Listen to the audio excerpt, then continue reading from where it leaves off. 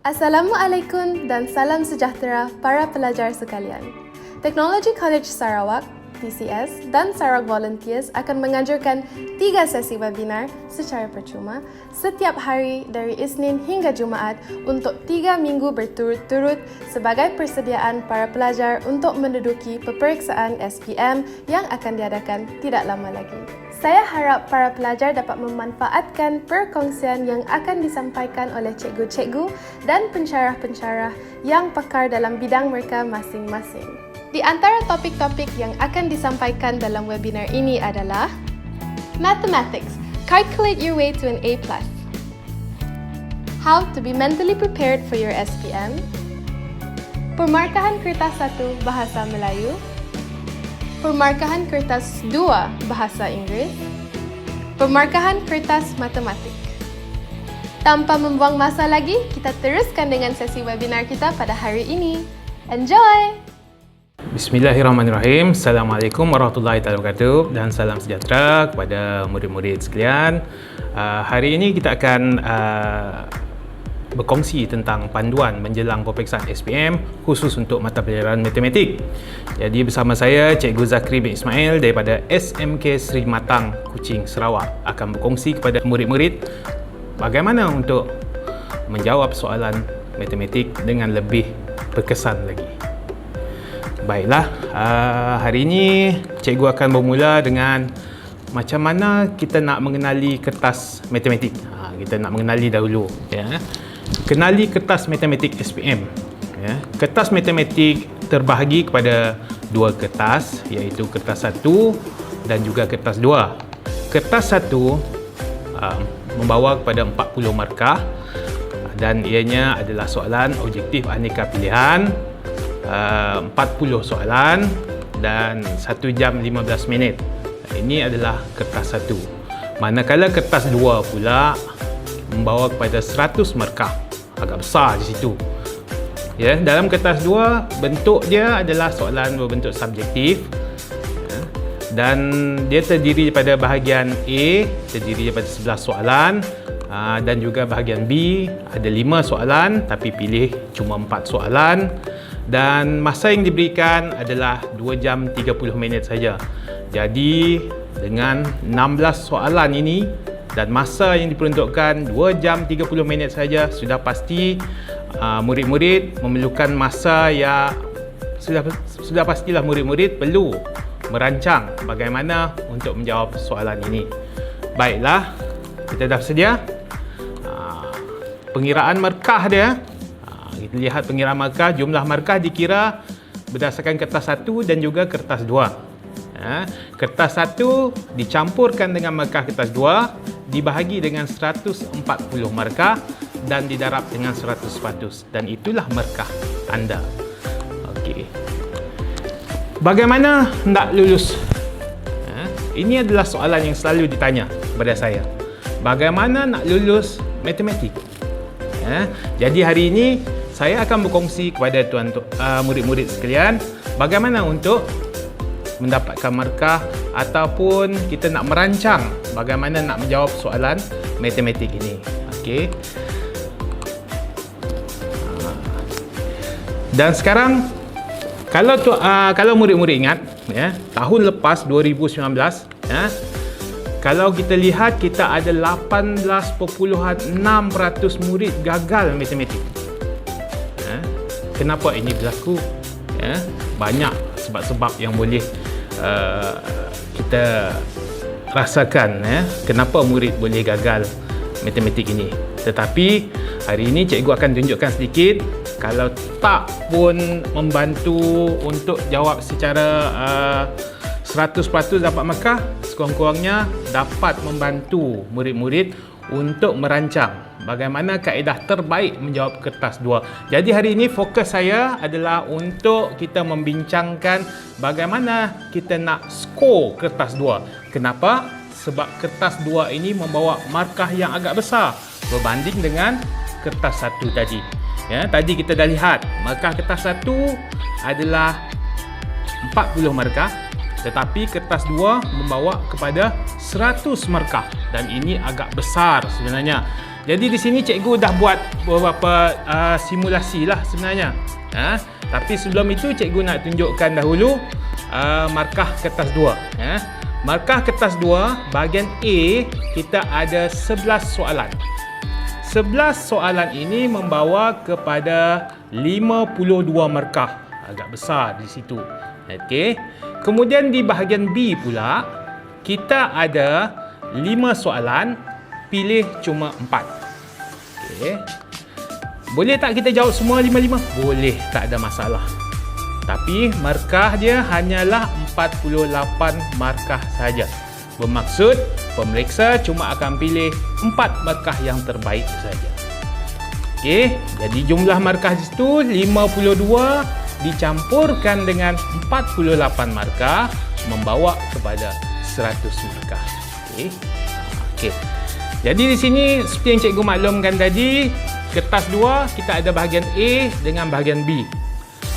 Dalam bahagian A, setakat ini tidak pernah gagal. Tajuk-tajuk yang keluar dalam kertas 2 Matematik SPM adalah seperti berikut. Yang pertama adalah set dan juga graf fungsi.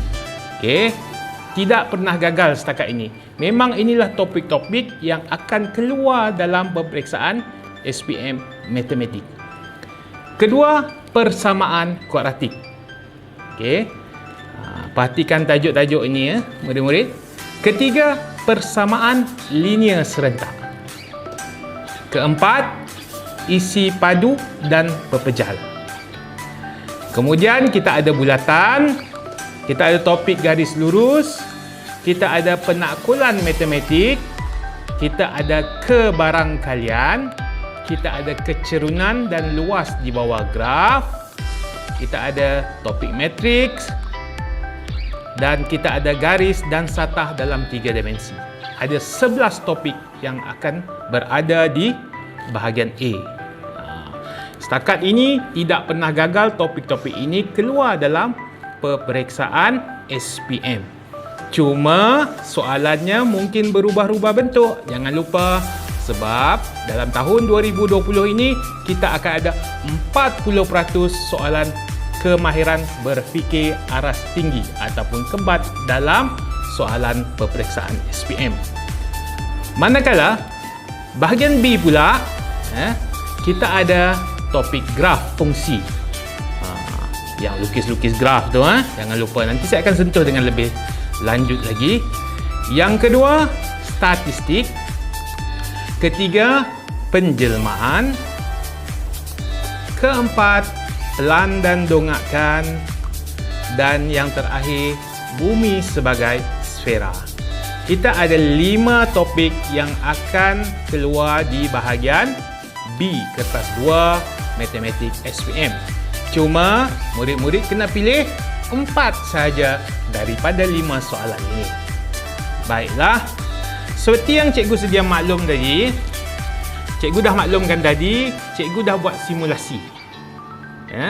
Bagaimana kita nak skor ataupun kita nak lulus matematik ni. Nak lulus matematik ni, semua orang kata susah. Tapi sebenarnya kalau kita bijak merancang, kita akan berjaya. Baiklah, cikgu buat satu simulasi di sini. Kenapa cikgu kata kita kena fokus kepada kertas 2? Simulasi cikgu yang pertama, bila kita fokus kepada kertas 1 saja. Seperti yang cikgu dah maklumkan tadi, pengiraan markah dia kertas 1 dicampurkan dengan kertas 2 dibahagi 140, didarabkan dengan 100 akan dapat markah penuh. Bayangkan kalau murid-murid fokus kepada kertas 1 saja. Berapa markah tadi? Ada 40 markah. Manakala kertas 2 kita andaikan sifar sebab fokus kepada kertas 1.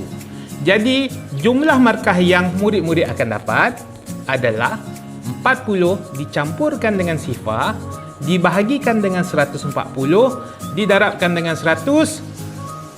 Adik-adik, murid-murid akan dapat hanya 29 markah. Kalau 29 markah, macam mana nak lulus? Sebab itu, kita tak boleh fokus hanya pada kertas 1 saja. Sekarang, cikgu buat simulasi yang kedua. Katakan Ya. Murid-murid fokus pula kepada kertas 2, tetapi bahagian B saja. Kenapa saya kata bahagian B? Sebab kebanyakan murid-murid fokus hanya pada bahagian B yang 4 soalan tu sebab markah dia agak besar, iaitu 12 markah setiap satunya. Kalau 4 soalan kita jawab dah 48 markah. Tapi adakah ianya satu perancangan yang bijak? Kita lihat, saya dah buat satu simulasi di sini.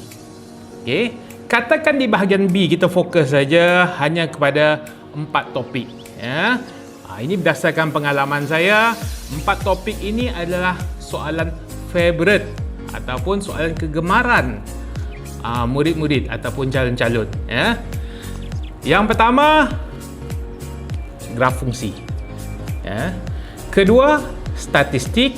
Ketiga, penjelmaan. Dan yang keempat, pelan dan dongakkan. Setiap satu soalan membawa kepada 12 markah. Ada satu soalan yang amat jarang dijawab oleh murid-murid adalah bumi sebagai sfera. Jadi berdasarkan pengalaman saya, hanya 4 ini saja yang akan dijawab oleh murid-murid sewaktu peperiksaan matematik. Jadi, kita andaikan semua 4 soalan ini murid boleh jawab sebab fokus dia hanya 4 soalan ini saja. Okey, saya buat simulasi pengiraan markah di sini. Kertas 1 saya andaikan mungkin boleh dapatlah 10 markah, Daripada 40 soalan, mungkin murid boleh dapat 10 markah. Kertas 2, 4 soalan tadi di bahagian B membawa kepada 48 markah. Okey, jadi jumlah markah dia 10 dicampurkan dengan 48 dibahagikan dengan 140 dan darab dengan 100 markah. Murid akan dapat dalam 41 markah saja. Kita tahu bahawa grade lulus dalam peperiksaan kita, kalau markah di antara 40 hingga 49, anda mungkin boleh dapat dalam grade D ataupun grade E sahaja. Itu dalam peperiksaan kita di sekolah. Jadi, kenapa kita perlu membuat perjudian hanya untuk 4 topik ini saja? Okey, jadi terpulang kepada anda untuk merancang bagaimana anda nak skor matematik. Jadi, cikgu buat simulasi yang ketiga. Dalam simulasi yang ketiga, ini adalah yang cikgu cadangkan. Sebab kita kena cuba dapatkan semaksima yang boleh markah untuk kertas 2 ini. Kalau kita cuma target untuk bahagian B, kita akan berada di antara lulus ataupun gagal. Kalau silap sedikit, mungkin boleh gagal. Okey, jadi kita tak boleh memperjudikan. Kalau boleh, kita dapatkan markah semaksima yang mungkin di dalam kertas 2. Baiklah, berdasarkan pengalaman saya, ada 10 topik yang murid biasa jawab sewaktu peperiksaan matematik. Okey, jadi cikgu akan tunjukkan ke 10 topik ini. Yang pertama sekali di bahagian A. Soalan yang pertama adalah lorikkan set 3 markah. Kalau anda berjaya melorikkan dengan betul, anda layak dapat 3 markah. Tajuk yang kedua adalah persamaan kuadratik. Persamaan kuadratik ini anda akan mendapat 4 markah penuh. Tadi dah 3, sekarang dah campurkan dengan 4, dah 7 markah di bahagian A. Topik yang ketiga adalah persamaan linear serentak, membawa kepada 4 markah. Yang keempat, soalan bulatan. Soalan bulatan ini adalah topik sewaktu anda di tingkatan 3. Dan soalan ini membawa markah yang agak besar, iaitu 6 markah. Soalan seterusnya, yang kelima, adalah penakkulan matematik. Soalan ini membawa kepada 5 markah. Agak besar di situ. Okey. Soalan yang seterusnya adalah soalan kebarangkalian. Soalan kebarangkalian ini sebenarnya adalah topik yang agak mudah, ya, dan ada di tingkatan 4 dan 5. Okey. Membawa kepada 5 markah. Dan seterusnya soalan metrik, 5 markah. Jadi ini adalah 7 topik yang kebiasaannya murid jawab sewaktu peperiksaan SPM. Jadi anda hendaklah merancang dengan baik supaya ke-7 topik di bahagian A ini anda boleh jawab dengan betul. Kerana jumlah markah untuk di bahagian A, 7 soalan ini sahaja adalah 32 markah daripada 52 markah. Ya. Ini di bahagian A. Sekarang kita lihat pula di bahagian B. Di bahagian B, kebiasaannya calon menjawab. Topik yang pertama, graf fungsi. Graf fungsi ini membawa kepada 12 markah. Seterusnya, soalan statistik. Ini pun bawa kepada 12 markah. Dan topik yang terakhir, kebiasaannya dijawab oleh murid sewaktu peperiksaan adalah pelan dan dongakkan. Sebab ianya agak mudah. Pun 12 markah. Kalau anda menjawab 3 soalan ini dengan betul, anda boleh mendapat 36 markah. Agak banyak di situ. Okey. Jadi, pengiraan markahnya, katakan kertas 1, kita andaikan anda mendapat hanya 10 markah. Kertas 2, bahagian A tadi dah dapat 32 markah, bahagian B dapat 36 markah, jumlah 68 markah. Jadi 78 markah dibahagikan dengan 140 didarabkan dengan 100, jumlah markah adalah 56. Jadi agak besar di situ markah, berbanding dengan tadi. Sekurang-kurangnya dengan markah ini anda berasa selesa untuk lulus dalam matematik. Seterusnya bukan setakat lulus, kredit juga. Sekurang-kurangnya ini adalah markah C grade anda. Okey. Buat masa ini saja saya nak terangkan di bahagian yang pertama. Sebentar lagi kita akan jumpa di bahagian yang kedua bersama saya lagi. Kita kembali selepas ini. Do you have an ambition? What is your dream?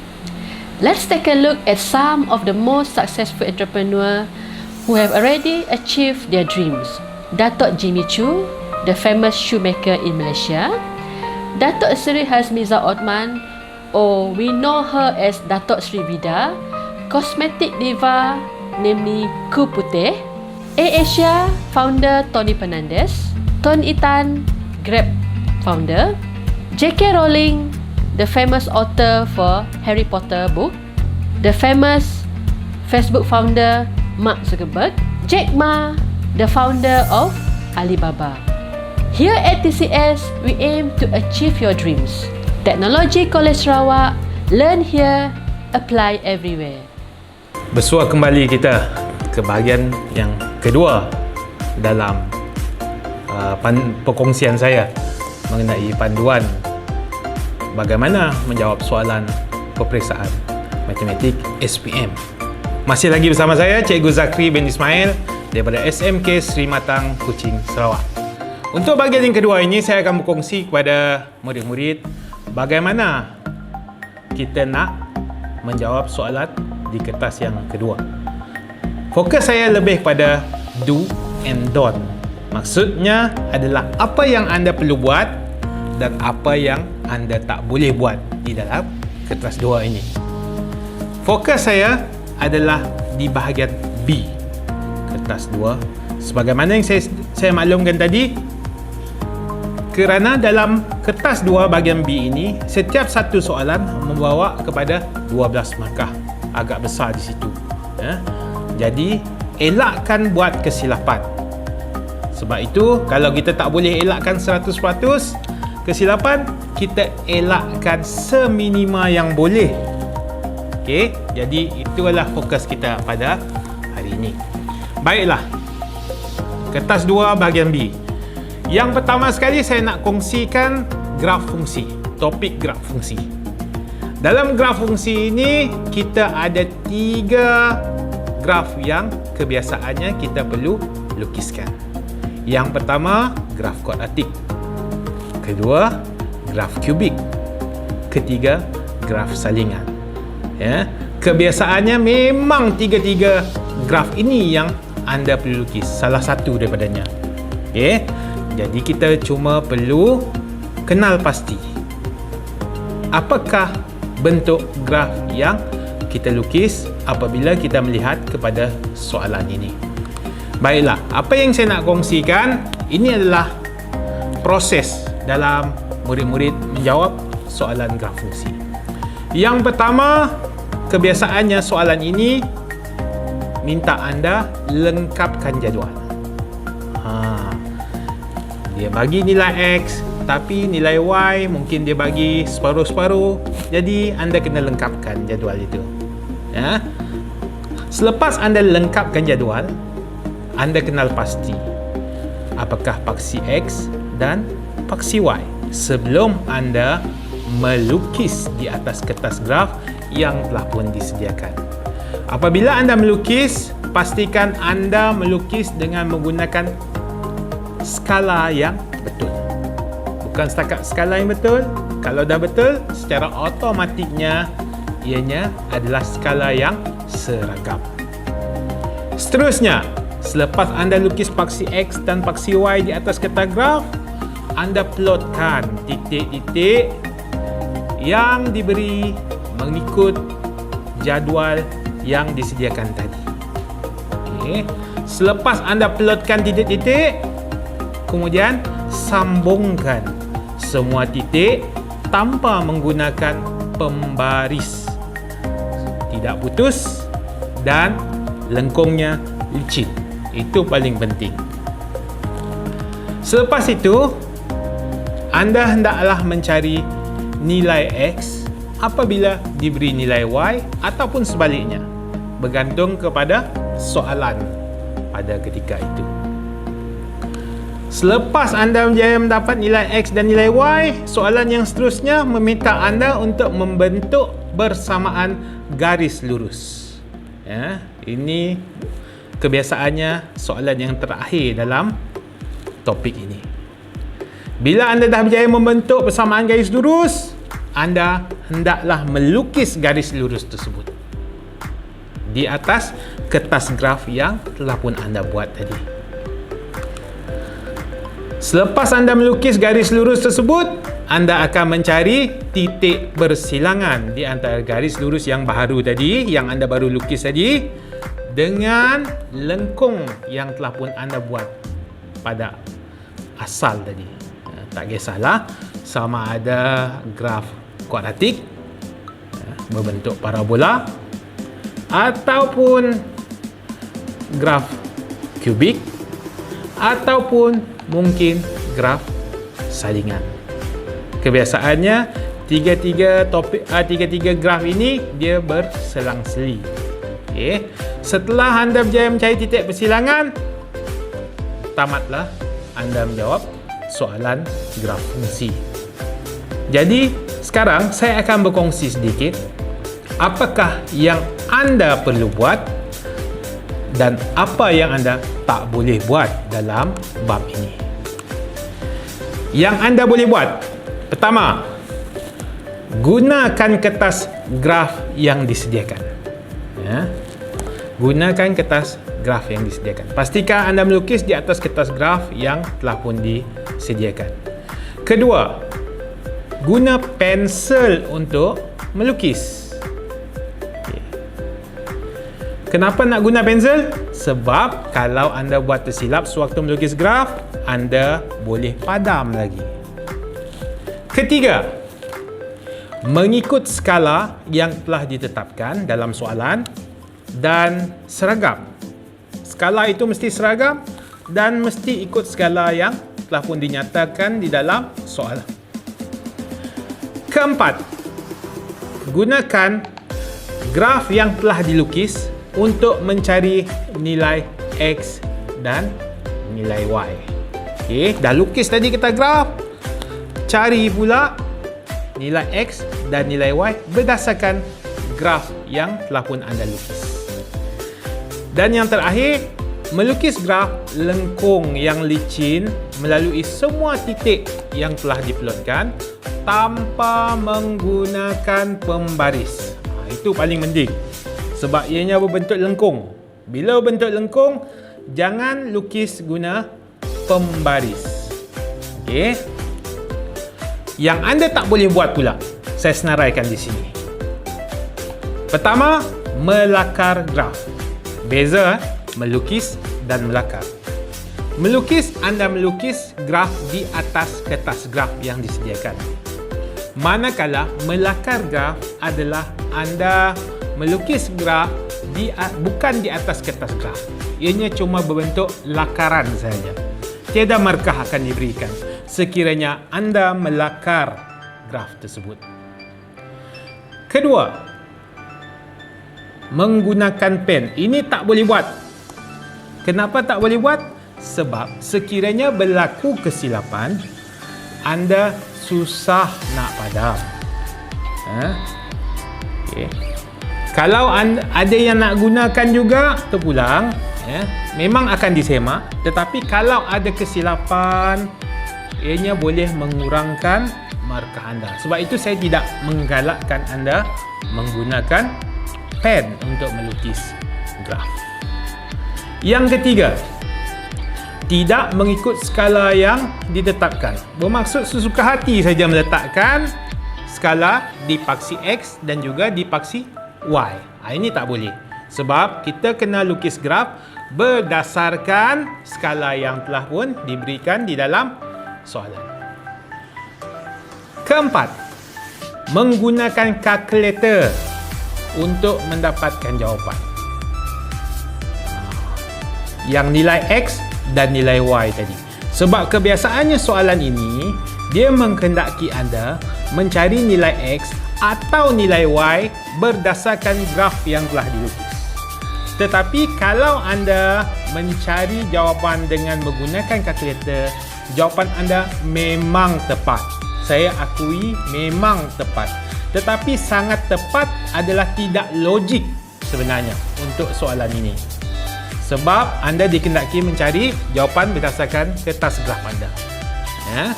Dan seterusnya, garisan tidak licin. Bila anda lukis garisan tu, dia tak licin.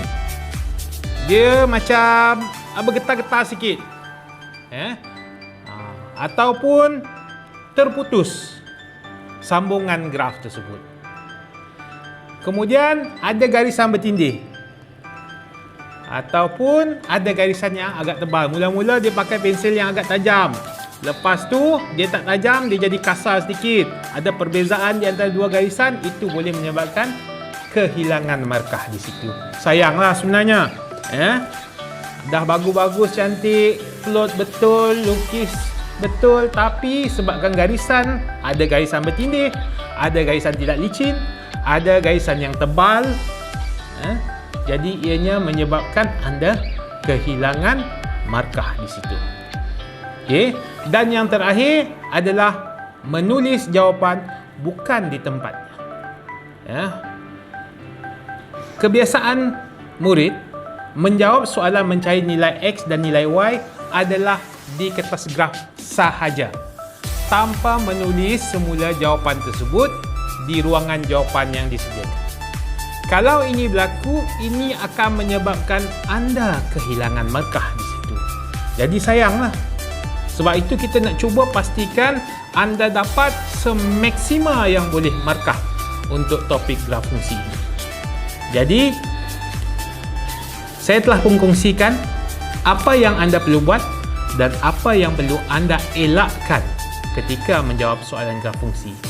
Ini adalah berdasarkan pengalaman saya, yang mungkin berbeza yang pernah anda dengar sebelum ini. Okey. Dan ini bukannya ditetapkan oleh lembaga peperiksaan ataupun Kementerian Pendidikan Malaysia. Cuma ini adalah berdasarkan pengalaman saya bersama murid-murid saya. Okey, kita pergi ke topik yang seterusnya, yang kedua dalam bahagian B kelas 2, iaitu graf statistik. Dalam topik ini, anda dikehendaki melukis salah satu daripada 3 graf yang telah pun anda pelajari, iaitu histogram, poligon kekerapan ataupun OGIF. Dalam topik ini, anda akan diberi satu jadual kekerapan. Dan dengan menggunakan jadual kekerapan, anda mungkin diminta untuk melukis histogram. Bila nak melukis histogram, anda kena ada selang kelas yang anda lengkapkan daripada jadual kekerapan tadi. Anda ada kekerapan yang anda perolehi hasil pengiraan data-data yang diberi dalam soalan tersebut, dan anda kena ada titik tengah. Sekiranya anda ada ketiga-tiga maklumat ini, barulah anda boleh melukis histogram yang berbentuk petak-petak bersambung. Okey, itu adalah histogram. Yang kedua, daripada jadual kekerapan juga, anda mungkin juga diminta untuk melukis poligon kekerapan.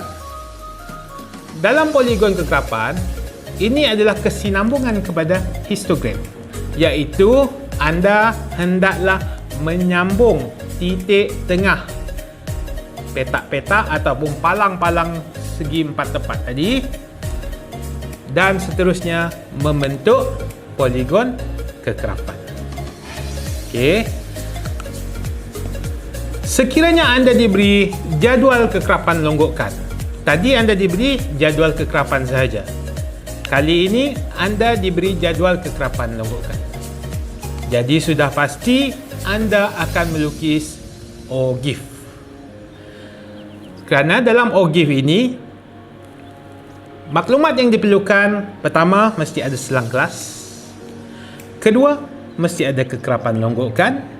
Dah nama jadual pun jadual kekerapan longgokan, sudah pasti ada kekerapan longgokan yang anda perlu cari. Dan seterusnya, anda perlu ada sempadan atas untuk melukis OGIF. Jadi ini adalah maklumat-maklumat yang kita perlukan sebelum kita melukis salah satu daripada graf ini sewaktu peperiksaan SPM. Saya akan kongsikan juga apa yang boleh anda buat dan apa yang tak boleh anda buat dalam topik statistik ini. Yang pertama, sama juga macam graf fungsi tadi, gunakan kertas graf yang disediakan. Kedua, gunakan pensel untuk melukis, sama juga seperti graf fungsi. Menggunakan skala yang telah ditetapkan dan seragam. Yang keempat, mewakilkan nilai yang betul mengikut paksi. Sekiranya anda melukis histogram dan juga poligon kekerapan, pastikan paksi Y itu adalah kekerapan, manakala paksi X pula mewakili titik tengah, ataupun kita boleh juga gunakan selang kelas. Kedua-duanya diterima. Seterusnya, yang boleh anda buat, melukis garis yang licin melalui semua titik yang telah pun diplotkan. Okey. Ini berbeza sedikit dengan graf fungsi tadi. Untuk poligon kekerapan, anda boleh guna pembaris. Memang perlu pun guna pembaris sebab ianya berbentuk garis lurus yang menyambung setiap titik-titik yang diplotkan tadi. Okey. Yang tak boleh anda buat dalam statistik ini, yang pertama adalah melakar graf. Macam graf fungsi tadi, kalau anda buat di atas kertas kosong dan bukannya di atas kertas graf, anda dianggap melakar graf itu. Jadi, anda tak akan dapat markah untuk melakar graf. Berhati-hati. Kedua, melukis menggunakan pen. Alasannya sama seperti graf fungsi tadi. Bila anda buat kesilapan, anda tak boleh padam.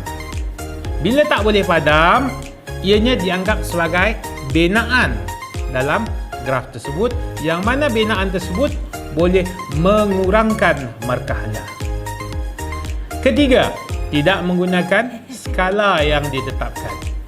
Hati-hati sebab kebiasaannya murid saya jumpa dia tak guna skala yang ditetapkan.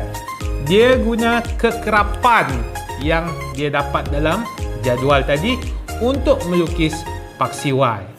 Jadi di situ dah menunjukkan bahawa skala yang digunakan tak seragam. Markah pun akan kurang di situ. Okay. Seterusnya, garisan.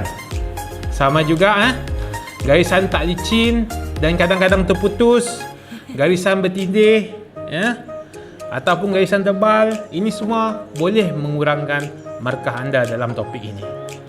Dan yang terakhir, sama juga seperti graf fungsi, tidak menulis jawapan di tempat yang sepatutnya.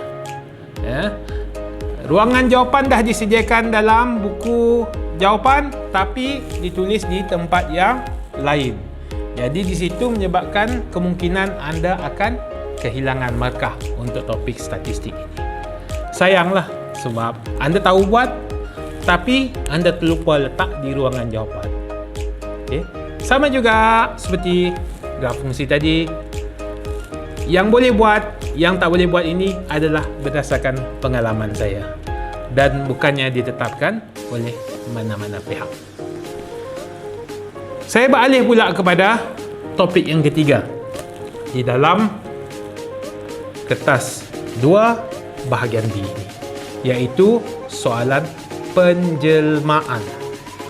Dalam penjelmaan ini, anda akan melihat bagaimana untuk membuat translasi, pantulan, putaran ataupun pembesaran.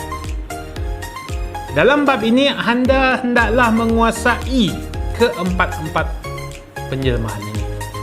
Okey. Kebiasaannya, dalam topik ini, anda dikehendaki mencari koordinat bagi imej, bagi penjelmaan sama ada tunggal ataupun bergabung. Bermaksud hanya satu saja penjelmaan, cari imej. Ataupun hasil gabungan dua penjelmaan, anda akan cari imej kepada gabungan penjelmaan tersebut. Soalan bahagian yang kedua dalam topik ini kebiasaannya meminta anda menghuraikan pula penjelmaan yang terlibat.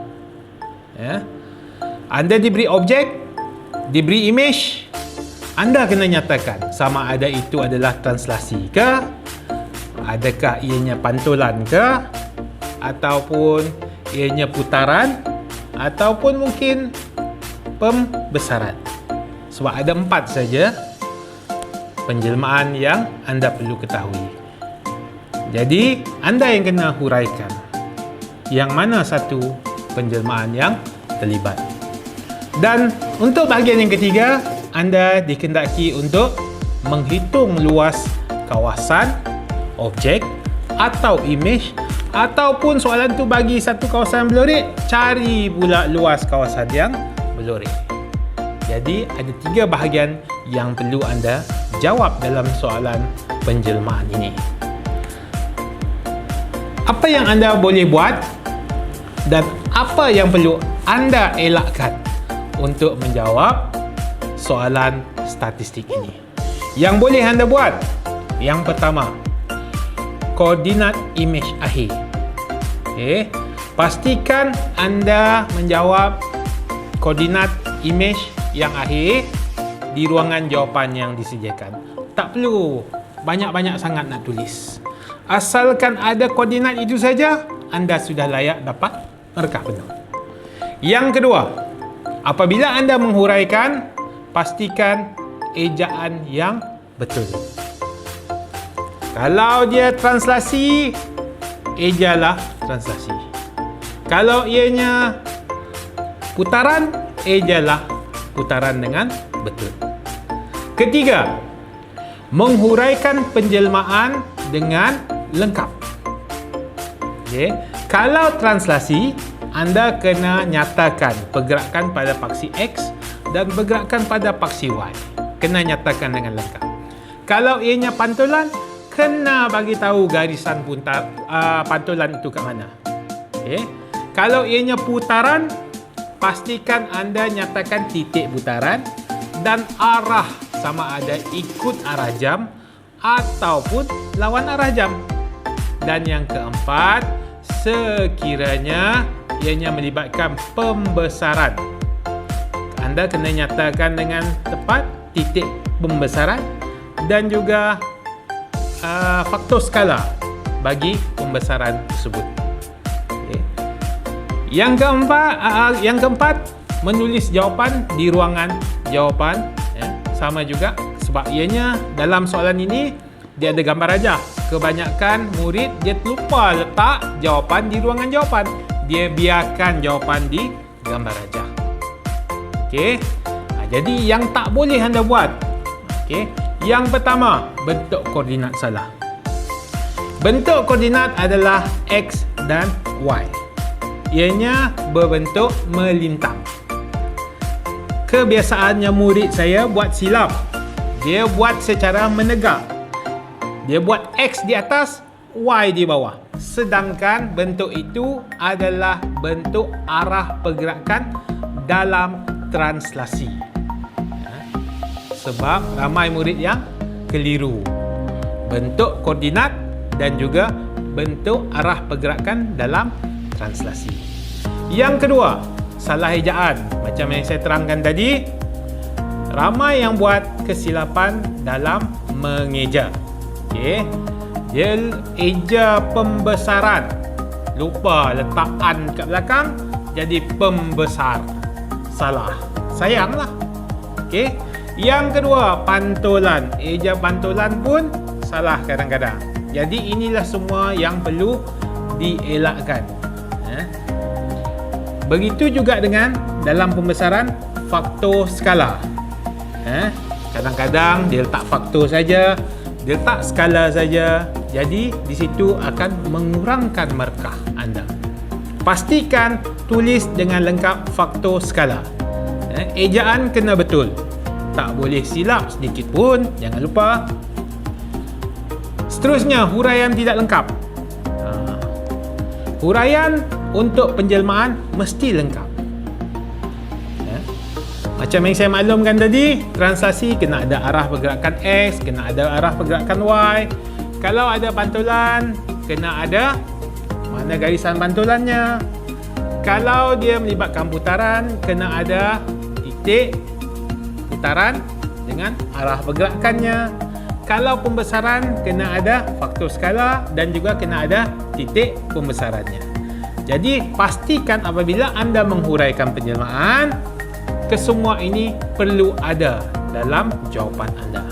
Kalau tak, kurang satu, kurang dua akan menyebabkan anda kehilangan markah. Yang terakhir, saya dah terangkan tadi, hanya menulis jawapan di gambar rajah. Anda tahu buat penjelmaan, tapi terlupa letak jawapan di ruangan jawapan. Ini akan mengurangkan markah anda. Jadi, berhati-hati untuk menjawab soal ini.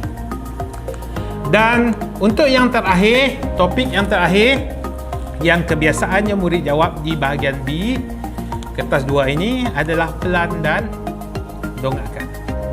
Soalan ini boleh saya katakan soalan yang kegemaran murid-murid. Sebab mungkin ianya senang dan tak melibatkan pengiraan. Ianya lebih kepada melukis sahaja. Okey. Dalam topik ini, murid-murid akan diminta untuk melukis pelan. Ya, kita semua dah tahu kalau melukis pelan mestilah pandangan daripada atas. Ya. Kedua, selepas anda berjaya melukis pelan, anda akan diminta untuk melukis pandangan hadapan objek tersebut. Ya. Dan selepas anda melukis pandangan hadapan, anda akan diminta melukis pandangan sisi. Ya. Bahagian yang kedua, bahagian ketiga mungkin boleh berubah. Ya. Mungkin anda diminta untuk melukis pandangan sisi dulu, baru anda lukis pandangan hadapan dahulu. Kemudian, ya. Jadi macam itu juga sebaliknya. Okey. Saya akan berkongsi juga apa yang anda boleh buat dan apa yang perlu anda elak sewaktu menjawab topik ini. Yang pertama, anda kena melukis di ruangan yang disediakan. Ya, dalam kertas jawapan anda memang dah cukup dah ada ruangan ya, untuk melukis. Jadi, lukis di ruangan yang disediakan. Kedua, menggunakan pensel. Okay. Pastikan anda melukis menggunakan pensel. Ketiga, menggunakan pembaris. Kadang-kadang kita ni malas sangat nak guna pembaris, ukuran tak tepat, kita pun buat freehand. Kadang-kadang panjang dia tak cukup. Sayang. Kita gambar aja dah nampak betul jawapan, tapi panjang pula tak cukup sebab tak ada pembaris. Yang keempat, sudut lukisan mestilah 90 darjah. Dia mesti bersudut tegak setiap sudut itu. Dan yang terakhir, garisan lukis yang seragam. Okey. Apa maksud garisan lukisan yang seragam? Nanti saya akan terangkan. Okey. Apa yang anda tak boleh buat? Pertama, melakar lukisan. Dia tak lukis, dia lakar banyak-banyak, tapi dia tak lukis di ruangan jawapan. Melakar ni maksudnya dia tak ikut ukuran yang tepat, dia mungkin kecil daripada yang sepatutnya, garisan pun tak guna pembaris. Itu lakar. Kedua, ini pantang larang betul, melukis di kertas graf. Anda tak boleh lukis jawapan pelan dan dongakkan di kertas graf. Anda hendaklah melukis jawapan di ruangan disediakan ataupun di kertas kosong sahaja. Ketiga, membuat garisan binaan sama seperti garisan jawapan. Ini kita tak boleh bezakan antara garisan binaan dengan garisan lukisan jawapan. Kena ada beza supaya kita tahu mana satu jawapan, mana satu adalah garisan binaan. Keempat, membuat garisan lebihan melebihi 2 cm.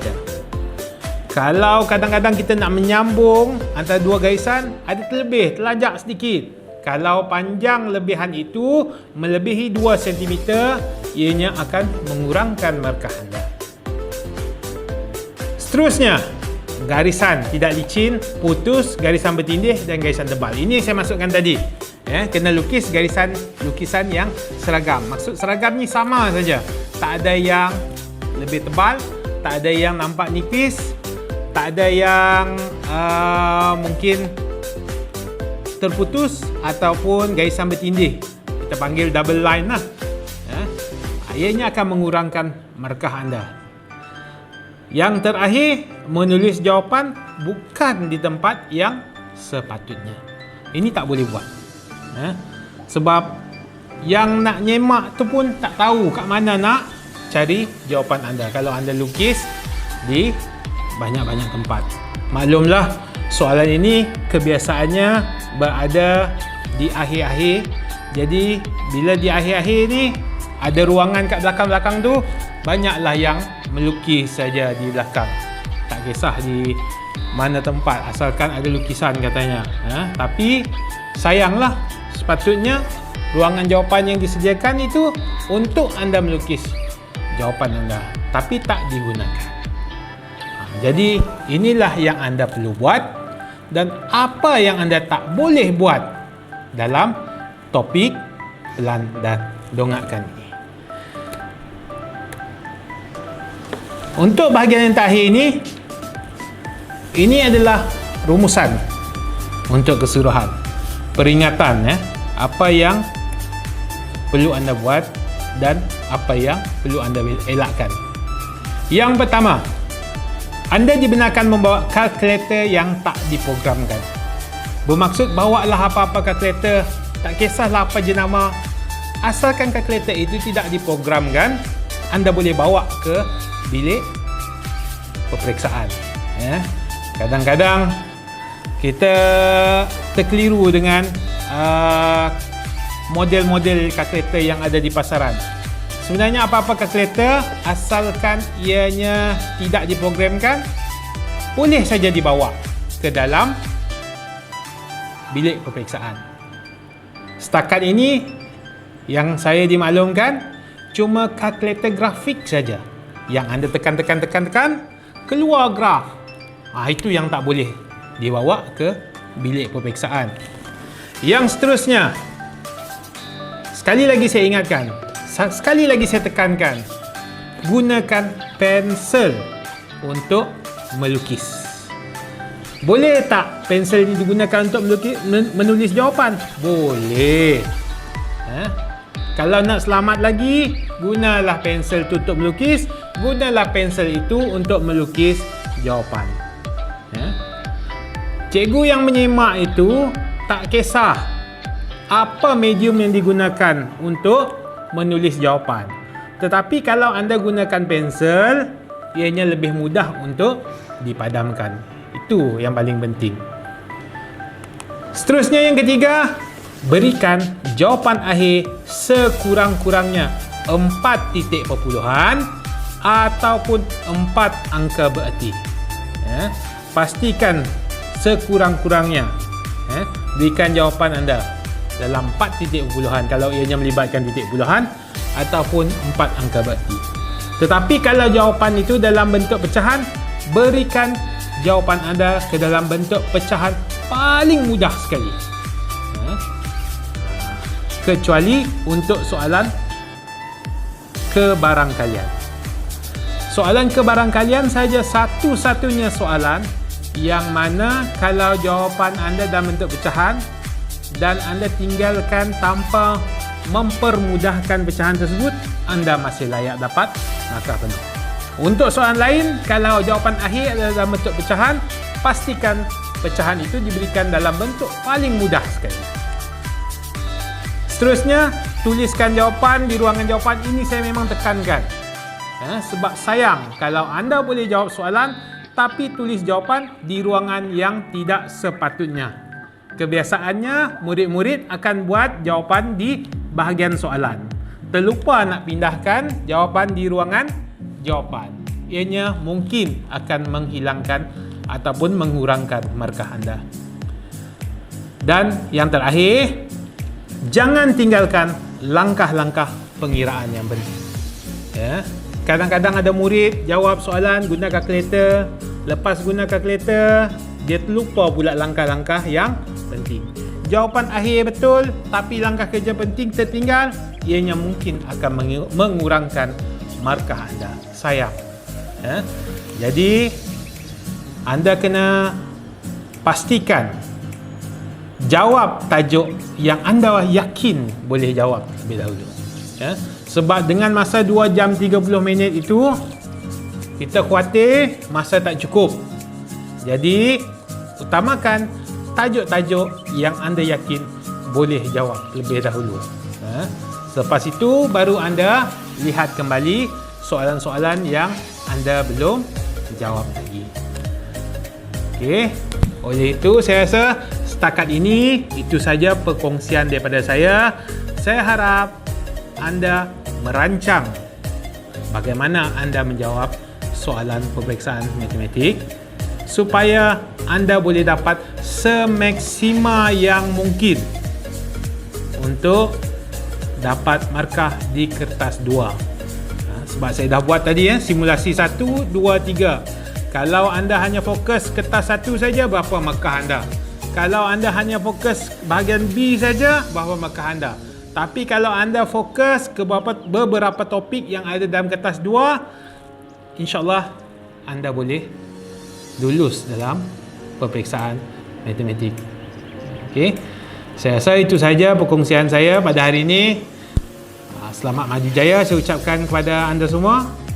Jawablah dengan tenang dan pastikan anda banyak buat latihan. Matematik ni bukan sekadar hafalan, ianya lebih kepada latihan. Kita buat soalan yang sama berulang kali pun tak kisah. Asalkan kita buat latihan. Itu paling penting. Itu saja dari saya. Kita jumpa lagi. Terima kasih. TCS menawarkan program-program di peringkat asasi, diploma dan ijazah, dan antara bidang-bidang yang ditawarkan adalah keusahawanan, perniagaan, pengurusan, perakaunan dan keuangan. Untuk maklumat lanjut, sila layari media sosial TCS di tcs.edu.my, Facebook Teknologi Kolej Sarawak, Instagram TCS College. Kami boleh dihubungi di 082 444 999 ataupun WhatsApp ke 019 819 4900 atau email ke info@tcs.edu.my. Teknologi Kolej Sarawak. Learn here, apply everywhere.